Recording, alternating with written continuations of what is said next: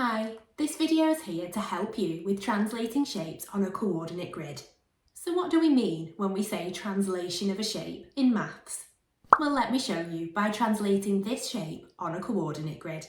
I'm going to translate this shape 6 squares to the left. 1, 2, 3, 4, 5, 6.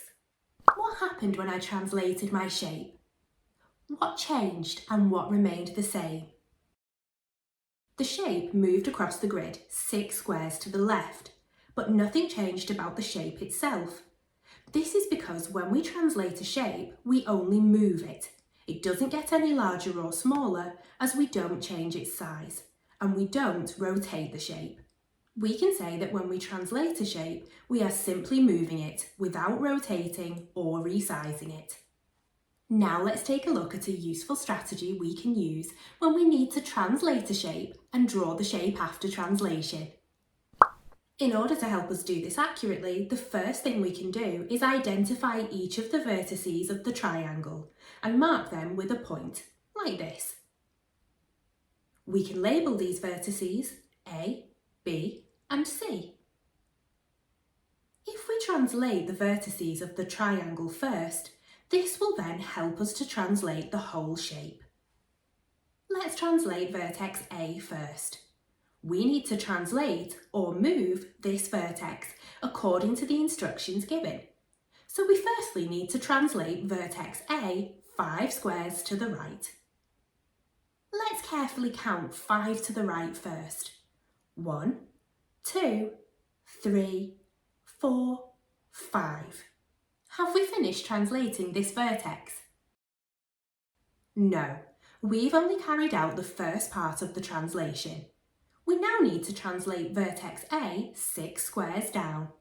Let's count 6 downwards from vertex A's current position. 1, 2, 3, 4, 5, 6. We can now mark the new position of vertex A and label it here. Now we can repeat the same process with vertex B.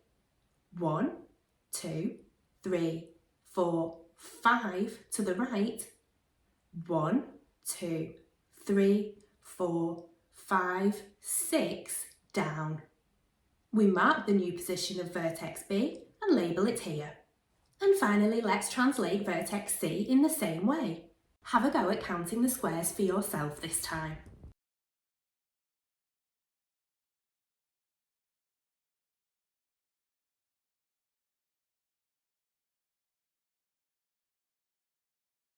We've now translated each vertex of our triangle 5 squares to the right and 6 squares down. Now if we join each of the vertices together, we've formed a triangle after it has been translated from its original position into its new position of 5 squares to the right and 6 squares down on the coordinate grid.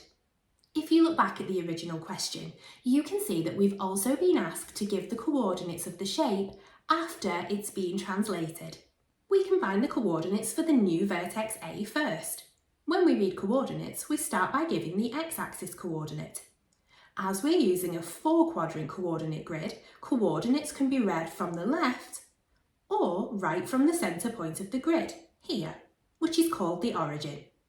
Our x-axis coordinate for vertex A is here, to the right of the origin, at 1, which we record like this. Next, we need to give the coordinate on the y-axis. The y-axis coordinate can be up or down from the origin. If we look at the y-axis, we can see that our y-axis coordinate for vertex A is here, down from the origin at -2, which we record like this. So the coordinate for A is 1, -2. Let's repeat that for vertex B. We can see vertex B is at 1, -5. And finally, let's find the coordinates of vertex C. We can see vertex C is at 4, -5. So to correctly translate a shape, each vertex must move by the same number of squares and in the same direction.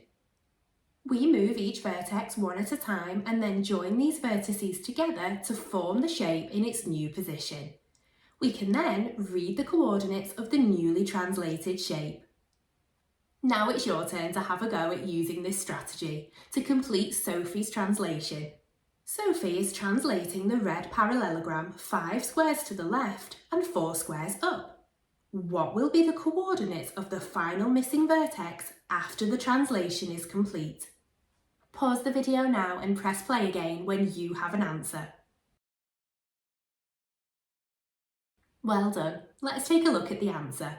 When we look at the shape that Sophie has not yet finished translating and compare it to the original shape, we can see that Sophie has not yet translated this vertex on the top left side of the shape. Therefore, if we translate this vertex 5 squares to the left and 4 squares up, we can position the missing vertex in its correct position, here. We can now complete the lines of the shape to form the translated parallelogram, so it now matches the original shape. If we now read the coordinates of the vertex that was missing from the shape, we can see that its coordinates are -4, 3.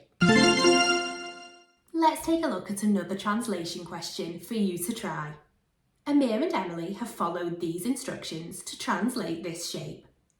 Translate this shape 3 squares down and 4 squares to the left. Can you spot any mistakes with each child's translation? Pause the video now and have a go at the question. Did you manage to spot the mistakes? If you look carefully at Emily's shape, you can see that this translated shape is larger than the original shape. Emily has translated her shape incorrectly, as when a shape is translated, we are simply moving it, without either rotating or resizing it. Did you spot Amir's mistake? The translated shape does look identical to the original shape, so does that mean his translation must be correct? Well, look what happens when I label one of the vertices with a dot and translate that point 3 squares down and 4 squares to the left. We can see that this correctly translated vertex doesn't sit on the matching vertex on Amir's shape. Because this vertex is located incorrectly, even though Amir's shape looks the same, I know that it must have been translated to the wrong position. We call this technique for checking translations using a corresponding vertex. This means that if I choose a vertex on the original shape and translate it according to the instructions given, I can check if a translation has been done correctly by seeing if it ends up in the same place as the vertex on the translated shape. Let's use a corresponding vertex to see how Amir has actually translated his shape. So, if I choose the same vertex as before and count how many squares I need to move it to match the corresponding vertex on Amir's shape, I will find out how Amir has actually translated his shape. Firstly, I'll check how far down it has moved. It has been translated 1, 2, 3, 4 squares down and 1, 2, 3 squares to the left. So we can see that Amir has actually translated his shape 4 down and 3 to the left. Amir has muddled up the original instructions to translate the shape 3 squares down and 4 squares to the left. By using a corresponding vertex, we can see that Amir has actually translated his shape 4 squares down and 3 squares to the left. Now it's time to take a look at this translation question. Sophia translates rectangle A and forms rectangle B. What is the translation from rectangle A to rectangle B? Use a corresponding vertex and the stem sentence to help you find the answer. Pause the video now and have a go. All done? Let's take a look at the answer.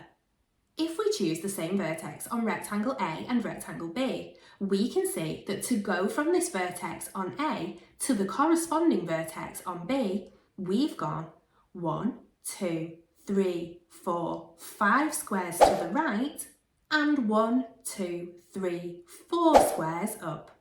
I don't need to check the other vertices as the rectangle is the same size, it's just in a different position. Thanks for watching. If you're looking looking for some more math support, check out our other math concept videos, available on the Twinkl website.